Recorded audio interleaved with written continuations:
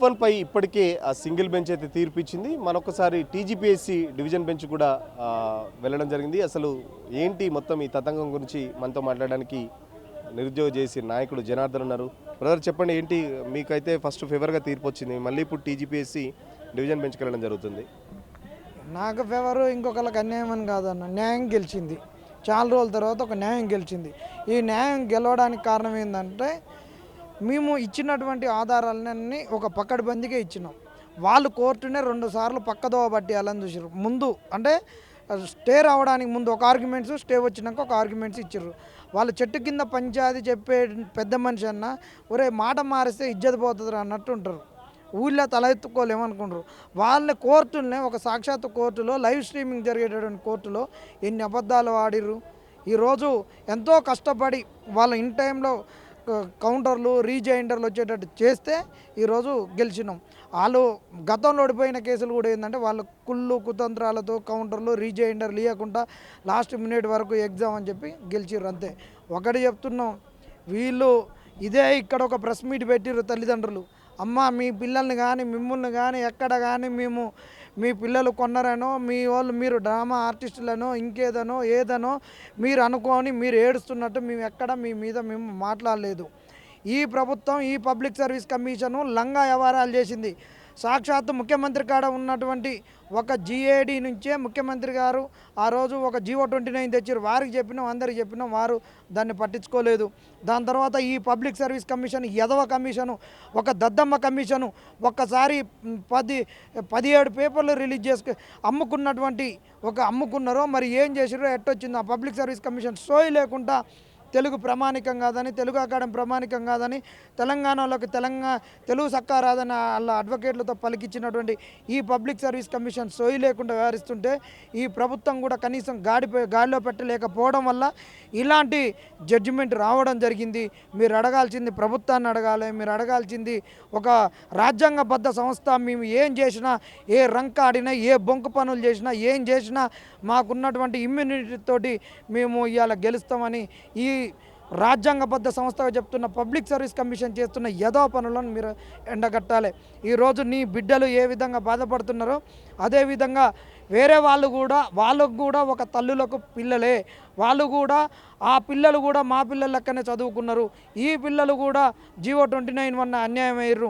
14 క్వశ్చన్లు wrong questions ఇవ్వడం వల్ల వాళ్ళు కూడా ఒక బాధకు గురయ్యారు, ఒక శోభకు గురయ్యారు అనేటటువంటిది. ఎగ్జామ్ 1,00,000 మంది రాస్తే 1,00,000 మందికి ఉద్యోగాలు రావు కదా. వాళ్ళు చెప్పేది అదే, కేవలం రాని వాళ్ళు బాధతో ఇదంతా ఇస్తున్నారు. దీని వెనకాల ఒక రాజకీయ కుట్ర ఉన్నది.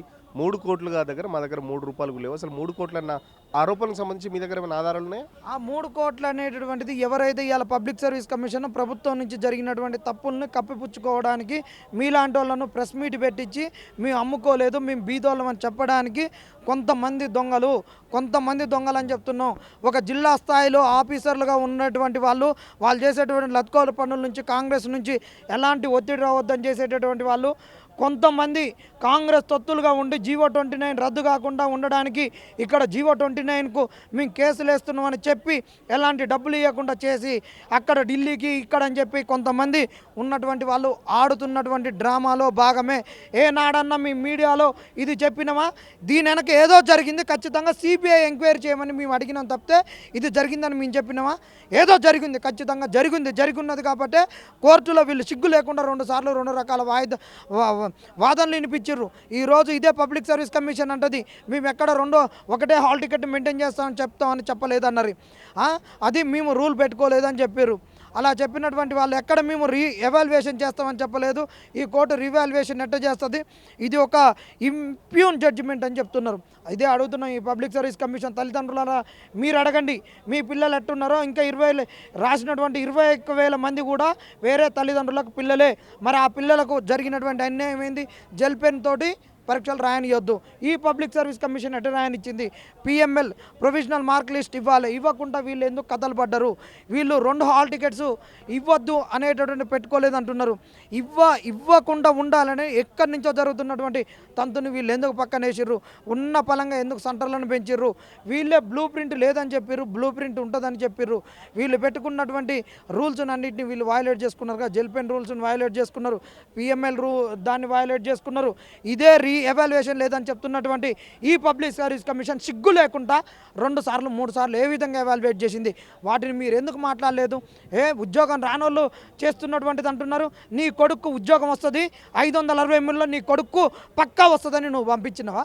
563కు ఒక ప్రాబబిలిటీ నా కొడుకు చదువుకుంటూ వస్తాడని పంపించినావు. మేము కూడా అంతే వచ్చినాం. రాసినటువంటి 3 లక్షల మంది ప్రిలిమ్స్ అభ్యర్థులకు రాదని తెలుసు.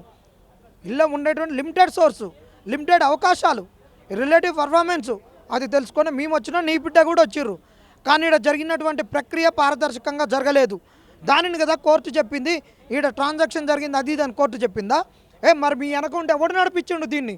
మరి మీరు ప్రభుత్వాన్ని ఎందుకు ప్రశ్నించలేదు? పబ్లిక్ సర్వీస్ కమిషన్ ఎందుకు ప్రశ్నించలేదు?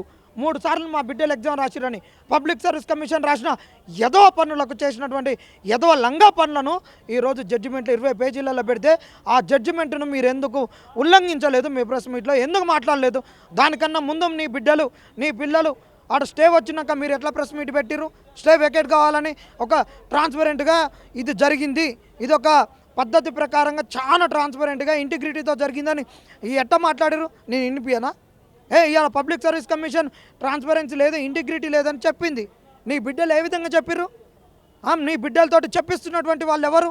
ఇళ్ళ ఉన్నటువంటి లంగాలు ఎంతమంది దూరిరు? దాన్ని అడుగుతున్నాం. మీరేమో వాళ్ళ వెనకాల వేరే వాళ్ళు ఉన్నారంటున్నారు, వాళ్ళేమో మీ వెనకాల బీఆర్ఎస్ వాళ్ళు ఉన్నారు, బీఆర్ఎస్ వాళ్ళు చెప్పిస్తున్నారు, బీఆర్ఎస్ వాళ్ళు రాజకీయంగా మమ్మల్ని మీ రాజకీయ డ్రామాల కోసం మమ్మల్ని మా బిడ్డల్ని ఇబ్బంది పెడుతున్నారని చెప్పేసి అటు పేరెంట్స్ కానీ పిల్లలు కానీ చెప్తున్నారు. మరి పేరెంట్స్కు ఏమీ తెలియదు. నీవు ఇన్ని రోజులు వచ్చినవా? జీవో 29 గురించి నష్టపోయినప్పుడు ఎందుకు రాలేదు? ఈ పిల్లలు నష్టపోయారని 14 క్వశ్చన్లు రాంగ్ అయినప్పుడు ఎందుకు రాలేదు? తెలుగు మీడియం ప్రామాణికం కాదన్నప్పుడు ఎందుకు రాలేదు? ఇలా మీరు తల్లిదండ్రులు అంటే మీరు చదువుకున్నప్పుడు తెలుగు మీడియాలే ఉన్నాయి కదా, ఎక్కువ గవర్నమెంట్ స్కూల్లే ఉన్నాయి కదా, అయ్యా ఎటుపోయింది మీ సోయి? ఆ రోజు ఎందుకు రాలేదు? ఎందుకు అడగలేదు? అంటే ఈరోజు ఎందుకు వచ్చారు? దీని వెనక ఎవరు నడుపుతున్నాడు? మరి ఈరోజు మీ పిల్లల తరపున మీ తరపున పబ్లిక్ సర్వీస్ కమిషన్ ఎవరో అడ్వకేట్లను తీసుకొస్తుంది. రేపు ఒక రాష్ట్రానికి రిటైర్డ్ అయిన చీఫ్ జస్టిస్ని తీసుకొస్తున్నారు. ఒకవైపు కాంగ్రెస్ రాజ్యసభ సభ్యుని తీసుకొస్తారు అడ్వకేట్ను, ఒకవైపు వైఎస్ఆర్సీపీ అడ్వకేట్లను తీసుకొస్తారు. వీళ్ళని అందరినీ తీసుకొచ్చి ఇన్ని కోట్లు పెడుతుంటే మరి మేము ఎక్కడికి పోవాలి? నీ పిల్లల లెక్కనే మేము కూడా 5 రూపాయల భోజనం తిన్నాం కదా, నీ పిల్లల లెక్క ఏమన్నా మేము బలిచిన వాళ్ళమా? నీ పిల్లల లెక్కన బీదగా ఉన్న వాళ్ళమే కదా. నీ పిల్లలు బీద అన్నప్పుడు మేము బీద వాళ్ళమే, ఒక్కనే కలిసి చదువుకొని ఉన్నారు, రానోళ్ళు చేస్తారంటున్నావు కదా. మరి మాకు ఎక్కడి నుంచి వస్తాయి? ఈ పబ్లిక్ సర్వీస్ కమిషన్ చేసిన లత్కోర్ పనులను మేము యాక్సెప్ట్ చేయాలన్నా? ఎట్లా యాక్సెప్ట్ చేస్తాం? వాళ్ళు చేసిన తప్పులకు ప్రతి దశలో జెన్యున్గా ఉండేటువంటి అభ్యర్థులు నష్టపోయారు, జెన్యున్గా ఉండరు. ఎంతమంది అక్రమదారులలో వచ్చి సిబిఐ ఎంక్వైరీ అడగపోయారు? ఆ ఎంక్వైరీ అడిగిన గీరి మాకెందుకు ఇదని వేరే పిల్లలు కూడా నష్టపోతారు. ఇన్ని తప్పులు జరిగినాయి, ఇన్ని తప్పులకు పబ్లిక్ సర్వీస్ కమిషన్ కోర్టులో తప్పులు చెప్పింది, వాదనలో తప్పుడు వినిపించింది, అందుకే కోర్టు ఇట్లు ఇచ్చింది. కాబట్టి దీనిపైన ఒక సిబిఐ ఎంక్వైరీ జరిగి జెన్యున్ గీయండి, జెన్యున్గా ఉన్న పిల్లలకు వస్తారు. మాలాంటి నోటి కాడికి వచ్చిన బుక్కను అటు ప్రతిపక్షాలతో కలిపి కొందరు అభ్యర్థులు కావాలని చెప్పి అంతా చేస్తున్నారు. నోటి కాడి వచ్చిన బుక్కను చెడగొడుతుర్రు. మా వాళ్ళు చాలా కష్టపడి చదివితే ఇప్పుడు మళ్ళీ కోర్టులు కేసులు అంటూ కనీసం డివిజన్ బెంచ్కి కూడా పోవద్దని చెప్పేసి వాళ్ళు చెప్తున్నారు. ఎందుకు డివిజన్ బెంచ్కి పోతే వాళ్ళకి వచ్చే నష్టం ఏంటి, మీకు వచ్చే నష్టం ఏంటి? వాళ్ళకు కూడా హక్కులు ఉంటాయి కదా, డివిజన్ బెంచ్ పోవడానికి ఏముంది అభ్యంతరం? మీకు పోవద్దని మేము అనట్లేము, నిన్ను పోవద్దని మేము అంటున్నావా? పబ్లిక్ సర్వీస్ కమిషన్ సిగ్గు లేకుండా ఎందుకు పోతుంది? ఇన్ని తప్పులను చేసింది, చెప్పినప్పుడే తప్పులు చేసినప్పుడు సవరించుకోమంటే చేసుకోలేదు. ఇలా జడ్జిమెంట్ వచ్చినాక కూడా ఎందుకు పోతుంది? పబ్లిక్ సర్వీస్ కమిషన్ తిడుతున్నావు, నీకు ఇచ్చినటువంటి హక్కు నిన్ను తిడుతున్నావా? వ్యవస్థ ఇవాళ నువ్వు చేసినావు తప్పు, నేను చేసినా? పబ్లిక్ సర్వీస్ కమిషన్ చేసింది ఏదో తప్పులు, పబ్లిక్ సర్వీస్ కమిషన్ అడుగుతాం. పబ్లిక్ సర్వీస్ కమిషన్ అడిగితే మీకెందుకు గుమ్మడికాయ దొంగ అంటే మీరెందుకు పుసాలు తడుముకుంటున్నారు? నీ బిడ్డలే చదివిరా కష్టపడి? మేము చదవలేదా? మేము చదవలేదా? చెప్పురి, నీ బిడ్డలే నష్టపోయారా? మేము నష్టపోలేదా? అంటే నీ బిడ్డకు ఉద్యోగం వస్తేనే కష్టపడి చదివి మేము చదవలేదు. ఏం మాట్లాడతారు తల్లిదండ్రులు? ఒక్కసారి ఆలోచించండి. మీరు మీ గురించి కాదు కదా మాకు, మేము పబ్లిక్ సర్వీస్ కమిషన్ అడుగుతున్నాం. మేము అడిగినట్టు మీరు ఎందుకు అడగట్లే? Public service commission Chamala Kiran Kumar Reddy ఎట్ట చెప్తాడని ముందే ఎట్ట చెప్తాడు? పేరెంట్స్ పెడతారు, అన్నీ పెడతారని. వీళ్ళు పిల్లలు మళ్ళీ ప్రెస్ మీట్ పెట్టుకున్నప్పుడు పోలీసులకు అందరిని పంపించింది ఎవరు? ఇక్కడికి ప్రెస్ మీట్కి అందరికీ బలగాలను పంపించి, సిఐలను, ఏసీపీలను, డీసీపీలను పంపించి ఆ రోజు స్టే వెకేట్కు ముందు స్టే వెకేట్ కావాలని వెకేషన్ తర్వాత ఎవరు అడిగింది? ఆ రోజు నడిపించింది ప్రభుత్వ పెద్దలు కదా, కొంతమంది ఎమ్మెల్సీలు కదా. నిన్న చామల కుమార్ రెడ్డి బహిరంగంగా చెప్పింది కదా, కిరణ్ కుమార్ రెడ్డి. ఇటు వెనక ఉన్నది ఎవడు? ఇలా ఈ చేసిన తప్పులకు పెద్ద పెద్ద అడ్వకేట్లను పెట్టుకుంటుంటే మాకు తప్పు జరిగిందని, మాకు అన్యాయం జరిగిందని మేము బీజేపీ కాడ, బీఆర్ఎస్ కాడ, ప్రధాన ప్రతిపక్షాల కాడ మేము అడగొద్దా? మీరు ఓట్లు వేసినట్టు మేము వేయలేదా? మేము తెలంగాణలో ఓటర్లం కాదా? మీకున్నట్టే ప్రతిపక్షాలు మాకు లేవా? నీ అధికార పక్షం నీకు నువ్వే ఓటేసినావా? అధికార పక్షాన్ని గెలిపేయడానికి కూడా మేము కష్టపడ్డాం. నీకు అధికార పక్షం ఏమంటుంటే మాకు ప్రతిపక్షాన్ని అడుక్కుంటున్నాం. ఏం నీ కొడుకులకు అందరు చదువుకున్నారనే సోయి మీకు ఇంగిత జ్ఞానం ఉండట్లేదా? ఫైనల్గా చెప్పండి, డివిజన్ బెంచ్కి సంబంధించి ఎలాంటి తీర్పు వస్తుంది అనుకుంటున్నారు? కోర్టు తీర్పులు పక్కన పెడితే అసలు ఓవరాల్గా ఎవరైనా నిరుద్యోగులు అయితే లాస్ అవుతున్నారు కదా. దాదాపు 13-12 ఏళ్ళ తర్వాత వచ్చిన గ్రూప్ 1 నోటిఫికేషన్ సంబంధించి ఈ కోర్టు చిక్కుముళ్ళు ఎప్పుడు వీడితే అనుకుంటున్నారు మరి? మేము అదే అడగదలుచుకున్నాను. ఒక్కటే తల్లిదండ్రులైనా అందరైనా ఏమడగాలి, ఈ పబ్లిక్ సర్వీస్ కమిషన్ చేసిన తప్పులు మిగతా రిక్రూట్మెంట్ బోర్డులు కూడా చేస్తాయి. ఈ రోజు వచ్చిన జడ్జిమెంట్ వల్ల మిగతా రిక్రూట్మెంట్ బోర్డులు ఒళ్ళు దగ్గర పెట్టుకుంటాయి. అందరం దాని మీద కొట్లాడాలి. పబ్లిక్ సర్వీస్ కమిషన్ కాడ మొత్తం తప్పులు ఉన్నాయి. ఆ తప్పులను కవర్ చేసుకునేటట్టు లేదు కాబట్టి డివిజనల్ బెంచ్ 20 పేజీలలో తిట్టింది. సింగిల్ బెంచ్ డివిజనల్ బెంచ్లో ఇంకా 2 తిట్టించుకుంటారు. ఒక చెంప పలక కొట్టించుకుంటారు, ఇంకో చెంప పలక కొట్టించుకుంటారు అని మా విశ్వాసం. అదే చెప్తారు, అదే కౌంటర్ ఇస్తారు, అంతే. ఖచ్చితంగా డివిజన్ బెంచ్కి పోయినా కూడా మళ్ళీ టీజీపీఎస్సీకి భంగపాటు తప్పదు. ఇప్పటికే ఒక చెంప ఆల్రెడీ వాయించుకున్న టీజీపీఎస్సీ మరొక చెంప కూడా వాయించుకోవడానికి డివిజన్ బెంచ్కి పోయిందని చెప్పేసి చెప్తున్న పరిస్థితి. తల్లిదండ్రులను ఏదైతే మీ పిల్లల మీద మాకు ఎలాంటి కోపం లేదు, కేవలం టీజీపీఎస్సీ చేసిన తప్పుల వల్ల నిరుద్యోగులంతా ఇబ్బంది పడుతున్నారు. చాలా వరకు దీంట్లో అనుమానాలు ఉన్నాయి. అనుమానాన్ని నివృత్తి చేయాల్సిన టీజీపీఎస్సీ చేయట్లేదు కాబట్టి మేము కోర్టుకు వెళ్ళడం జరిగింది. సో దీని వెనకాల మొన్న పేరెంట్స్ దానికి సంబంధించి కూడా కాంగ్రెస్ పెద్దలు ఉండి ఇదంతా నడిపిస్తున్నారు కాబట్టి ఖచ్చితంగా ప్రభుత్వమే మాకు వ్యతిరేకంగా పనిచేసినప్పుడు మేము ప్రతిపక్షాల దగ్గరికి వెళ్తున్నాం, ప్రతిపక్షాల సహాయం తీసుకున్నామని చెప్పేసి జనార్దన్ చెప్తున్న పరిస్థితి. వీడియో జర్నలిస్ట్ సతీష్తో సురేష్, తొలి వెలుగు కోసం.